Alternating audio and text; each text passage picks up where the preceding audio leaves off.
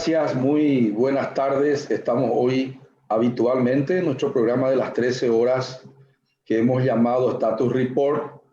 Es el primer programa del año 2021. El año pasado estuvimos como un año inolvidable todos los martes y todos los jueves a las 13 horas, haciendo análisis de la realidad económica, de la realidad política y de la realidad social en el Paraguay. Y hoy hemos invitado, de aquí a poco estará entrando, yo ya estuve con él en su escritorio esta mañana preparando esta entrevista, el empresario, él es abogado Vicente Fernández, me estaba contando que él es probablemente dentro del market share la 10ª empresa en materia de desarrollo inmobiliario en el Paraguay en general y en el Gran Asunción, en el área metropolitana de Asunción en particular. Y el tema que hemos escogido es el del crecimiento, del desarrollo inmobiliario, si se quiere llamar así, o el crecimiento, la expansión de las ciudades, tanto en sus aspectos cualitativos como en sus aspectos cuantitativos, que es lo que nos interesa. Está entrando Vicente en este momento desde su iPhone. Estábamos hablando con Vicente que Paraguay tiene un déficit habitacional de aproximadamente 1 millón de unidades habitacionales, tanto en el déficit cualitativo, que es la carencia de unidades habitacionales que tengan suficiencia en términos de dormitorios, de baños, de cocinas, de agua y saneamiento, y tienen problemas de hacinamiento. 500.000 unidades habitacionales que tienen aparentemente ese déficit. No olvidemos que el Paraguay es un país que no tiene un censo demográfico, tampoco habitacional actualizado desde el 2002, es decir, estamos atrasados, son ya prácticamente 19 años que estamos sin un censo actualizado, demográfico y habitacional actualizado. La introducción entonces que hago es que tenemos 500.000 unidades habitacionales. Hoy estuve hablando con Vicente Fernández, un gran empresario del área del desarrollo inmobiliario, y también él me decía que probablemente necesitemos otras 500.000 casas o departamentos para unidades habitacionales de unidades familiares conformadas, papá, mamá, o mamá e hijos, papá e hijos, o como fuere. Y con esa introducción entonces de un déficit brutal, prácticamente somos un país sin ciudades urbanizadas. Tenemos un área metropolitana que tiene la característica, como dice nuestro profesor, tanto de Vicente y mío, Gonzalo Garay, el arquitecto, que no es ni ciudad ni no es campo, no es campo ni no es ciudad.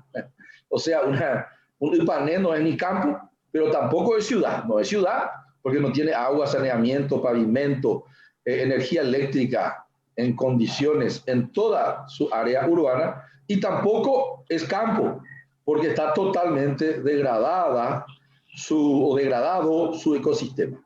Muy buenas tardes, Vicente. Te saludo y te agradezco que nos brindes estos minutos en el primer programa del 2021. ¿Qué tal, Vicente? Buenas tardes.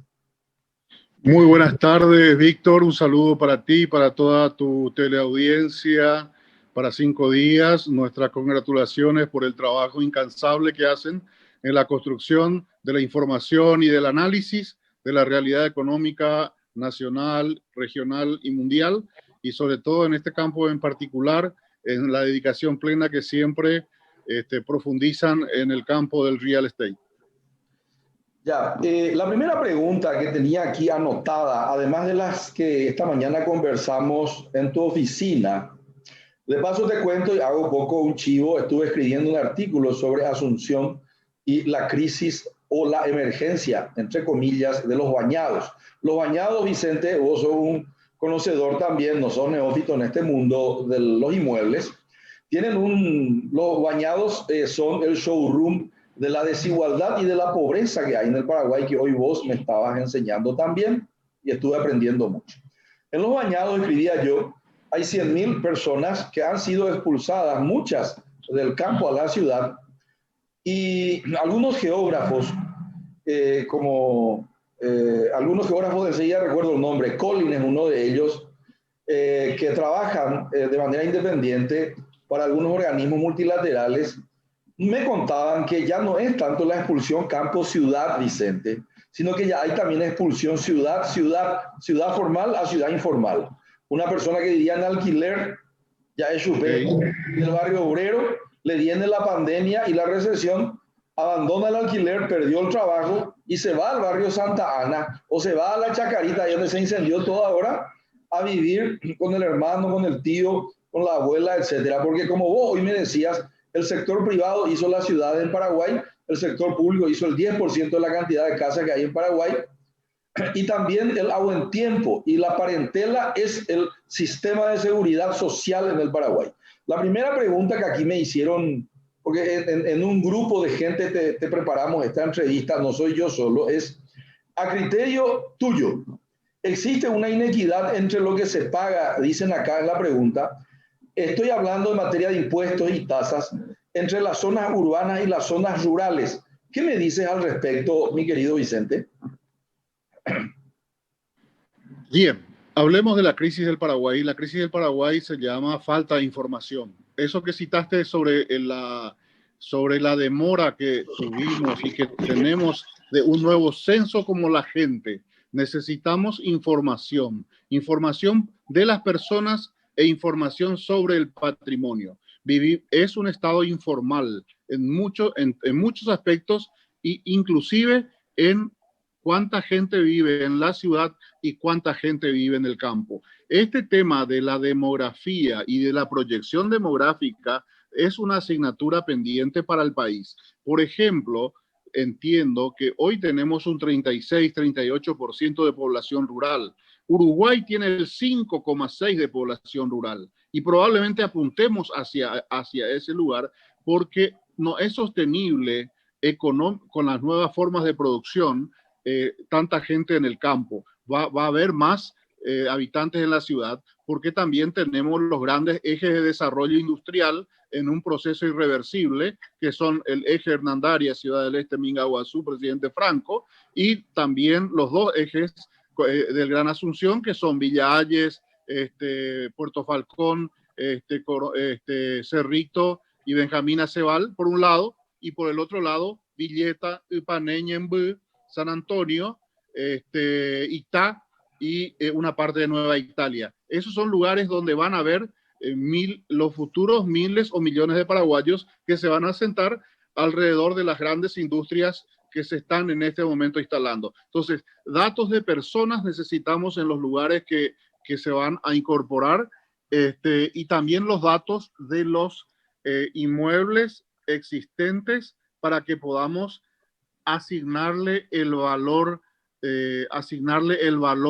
que tienen, porque no tenemos en condiciones aún un valor, está muy lejos del valor real, es naturalmente, o sea, no naturalmente, no debiera ser así, pero estamos lejos del valor real de los inmuebles para decir, bueno, yo pago el 1% del impuesto inmobiliario. En realidad estoy pagando el 0,1%. Ya, volviendo entonces ahora, me diste un pantallazo muy interesante, no tenemos datos. El dato dice que es como la electricidad, Vicente. Siempre estuvo allí. Alguien le tiene que descubrir y hacer funcionar. Sí, tenemos como seguro el censo del 2020, pero Sí, el 22, pero 22. tuvimos que haberlo hecho en el 2020. No pudo ser. Muchos No, hablamos, pero vamos a hacerlo recién dentro del año que viene. El equipo y sería bueno que lo hagamos bien. Sí, claro, claro. El equipo de 5 días me dice, Vicente, que te pregunte, te lo digo transparentemente, si esa inequidad entre lo que se paga de impuesto inmobiliario en Ñamoína Chupé, repatriación, versus Coronel Oviedo, versus Asunción, es muy grande la diferencia. ¿Cuánto es? 2-1, 3-1, 4-1, 5-1, ¿cuánto es? Pongamos el estándar Asunción. En impuesto inmobiliario, ¿cuánto es? 4-1, 3-1, 2-1, ¿cómo es? Bien. Hay diferencias, pero cada ciudad tiene su área urbana y su área rural. Sí. En las áreas urbanas, algunas ciudades están atrasadas porque son aldeas donde el concejal no quiere pagar el impuesto, el intendente tampoco y las autoridades tampoco. Entonces, es un problema de élite, una decisión. Pero voy concreto a la pregunta. Probablemente en Ipané pagás 200.000, 300.000 guaraníes y en Asunción pagarías 800.000, 1.000.000 pero eso es proporcional al valor también, Víctor. O sí, sea, yo sé que claro, entonces no es irracional el tema es que el valor real de los inmuebles debería ser la base imponible. Y eso ya, es posible lograrlo. Eso es posible lograrlo y trabajar para eso. Pero ya, antes que nada, el tema de la población es qué vamos a hacer con los 2 millones de paraguayos que van a migrar a las ciudades. Y no hablo de ciudades cuando habla solamente de Asunción, de Ciudad del Este o de Encarnación. Le estamos hablando de Campo 9, estamos hablando de Oviedo, estamos hablando de Caguazú, estamos hablando de Santa Rosa de la Guaraví, estamos hablando de ciudades emergentes enormes que han duplicado su población en 10 años. qué bárbaro. Santa Rosa de la Guaraví era como aquellas ciudades del lejano oeste, una calle, 2 bares, una churrascaría brasilera como corresponde, y había una taller de tractores hasta ahí. Hoy, ¿Qué hoy es? tenés 12 bancos. Bueno, sigamos un poco, linda la charla contigo.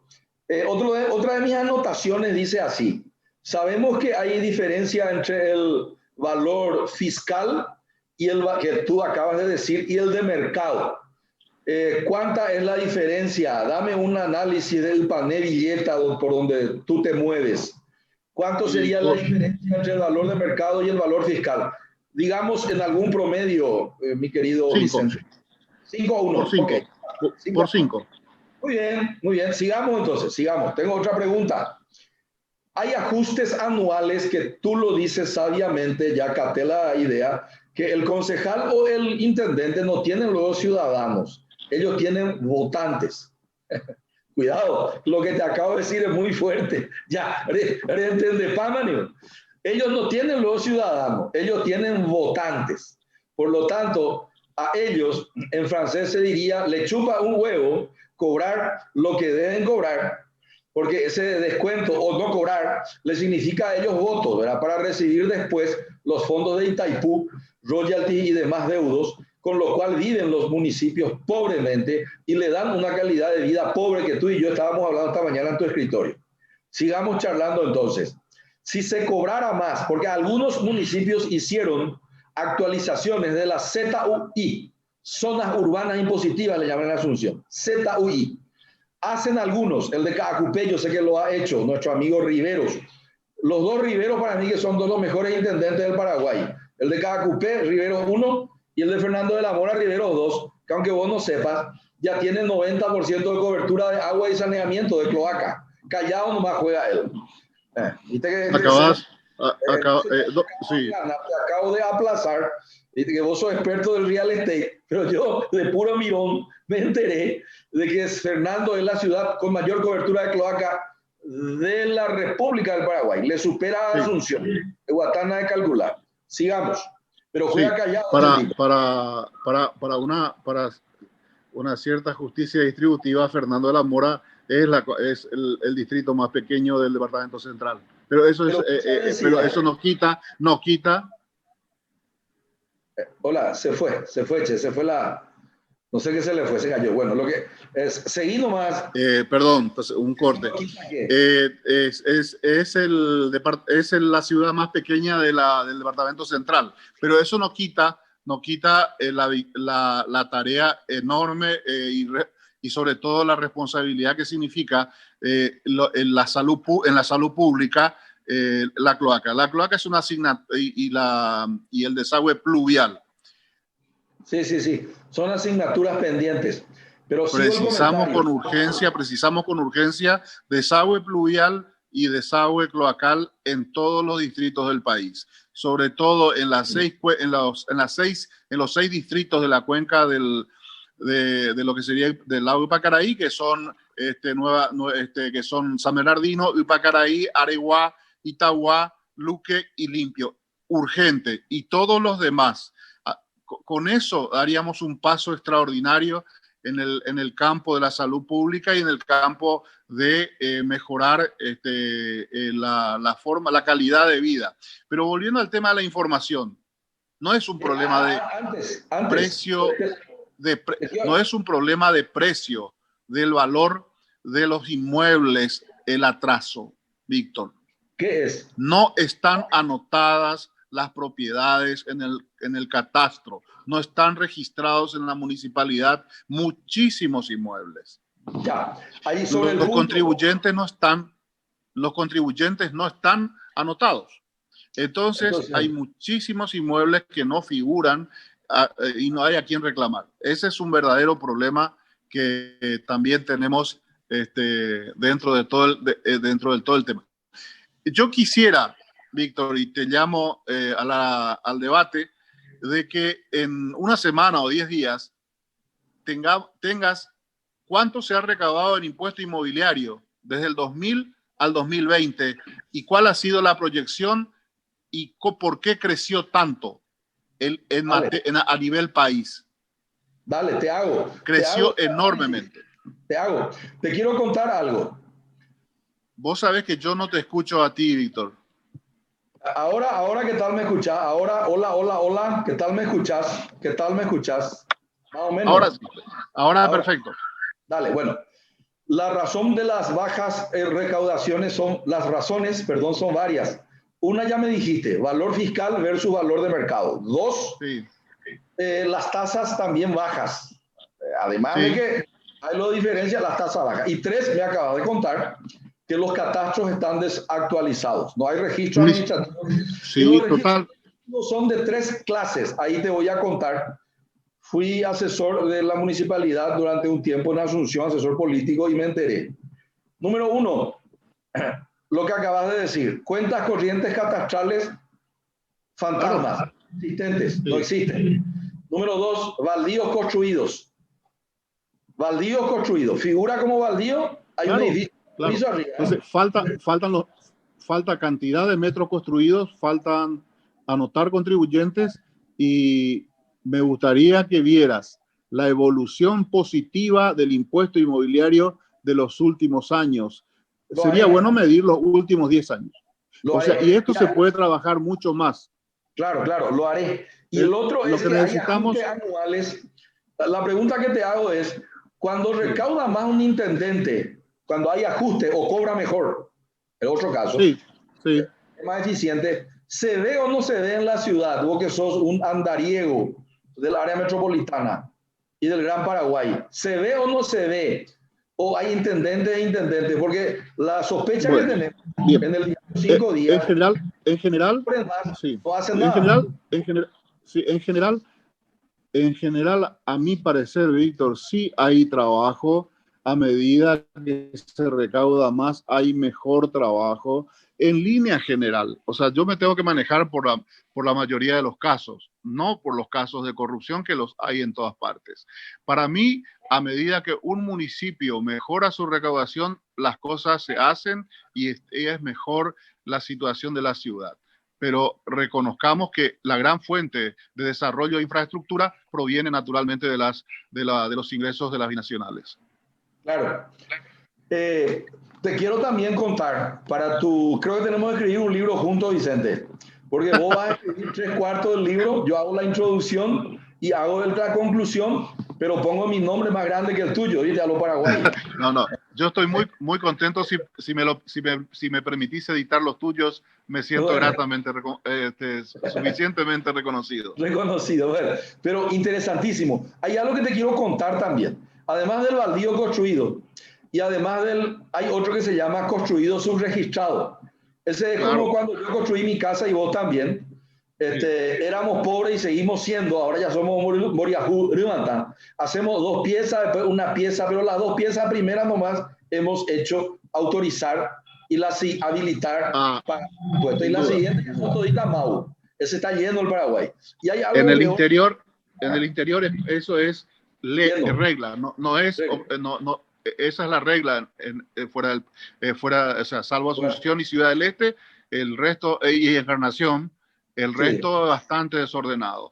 Y Hay hay mucho algo que más. hacer, pero en la próxima, Sí. ojalá que podamos Vamos a nuevamente seguir. conversar Sí. dos temas: evolución del impuesto inmobiliario y el Sí, vamos a segundo tema hacerlo que te ya. dejo. Ya, y hay Sí, algo y más el que segundo, te... Sí, ¿cuál es el el siguiente? segundo tema, el Sí, segundo tema importante es cómo dale. puede el sector privado mejorar la información pública, porque la mayor cantidad, y escucha bien, Víctor, esto pocas veces lo escuchaste, Dale. en el sector privado tenemos más información de los inmuebles en el Paraguay que el sector público. Sí, bueno, vamos a ir cerrando, pero quiero que me cuentes lo que me contaste esta mañana, quiero que le cuentes a la gente, acá tengo anotado en mi copiatín, ya mi copiatín de lo que charlamos hoy.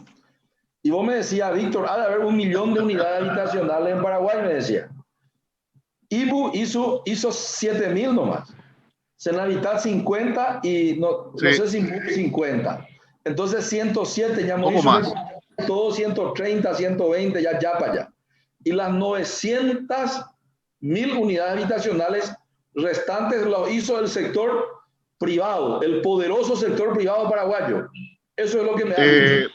Los paraguayos siempre, hasta hace muy poco, éramos muy pobres y nos hemos reconstruido solos. Nosotros somos un país que nos hicimos mal, bien, regular o peor, pero a nosotros mismos. Eso en el campo de la vivienda propia es donde se evidencia con muchísima claridad. Y te invito a con una sola pregunta, te respondo. Dime tú, Víctor, Sí, dime. ¿qué familiar tuyo vive en una vivienda que le haya brindado el Estado a través de construido o financiado? Y no conozco realmente todos, No lo tenés, Víctor. No todos hay. nosotros. Yo no tengo ninguno. Y te puedo asegurar, ahí a tu equipo de producción, preguntarle si alguno recibió alguna vez un subsidio del Estado o un ladrillo. Este país lo hizo el sector privado y lo hicimos los ciudadanos. Sí, bueno, Vicente, te aprecio mucho y agradezco Un tu abrazo. compañía hoy. Un abrazo, pero antes te quiero decir que yo, por ejemplo, estoy ahora en la lista de potable para recibir casas de MOVE. Si, por ejemplo, conoces algo, porque viste que cuando te divorcias después de cierto tiempo, le dejas a tu ex señor la casa y vos te quedas otra vez sin casa. Entonces, buscame un terreno que voy a conseguir un subsidio ahí. Sí, no, aparte la evolución natural de la especie. Vos sabés que un día vas a ir al geriátrico y tus hijos se quedarán en tu casa. Bueno, Un abrazo. que tengas buena jornada, feliz jornada a toda la gente que te escucha, que te mira y que valoro mucho tu trabajo, el de 5 días y el del Club de Ideas que lideras. También. Gracias. Un abrazo, un abrazo. Chao, chao. Chao,